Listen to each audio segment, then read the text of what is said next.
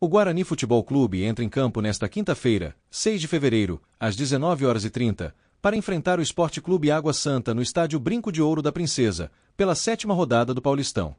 Vindo de derrotas para Mirassol e Palmeiras, o técnico Maurício Souza novamente tem problemas com desfalques. O meia Giovani, substituído contra o Palmeiras após se lesionar sozinho, está no departamento médico e sem previsão de retorno aos campos.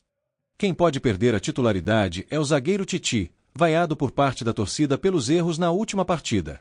Os zagueiros Lucas Rafael ou Márcio Silva são opções para seu lugar.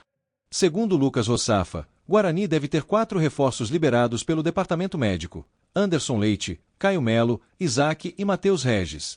Todos compõem delegação no hotel. Segue a provável escalação do Guarani para entrar em campo: Gabriel Mesquita, Lucas Justen, Rafael Rodrigues, Lucas Rafael e Emerson Barbosa, Natan Camargo, Matheus Sarará e Isaac. João Vitor, Luiz Miguel e João Marcelo. Bugre tem 7 pontos no Grupo B e teve uma rodada favorável para alcançar a liderança e se distanciar dos demais adversários. Velo Clube e Portuguesa empataram em 2-2, Internacional e Red Bull foi 1-1, e com a estreia de Neymar, o Santos obteve um ponto contra o Botafogo ao empatar por 1-1. Segue a classificação do grupo no momento. Santos 8 pontos, Guarani 7 pontos, Portuguesa 6 e Red Bull 5 pontos. Torcedor bugrino, curta esse vídeo, deixe seu comentário e suas expectativas sobre essa partida e não deixe de se inscrever para receber mais notícias e vídeos sobre o nosso Bugrão.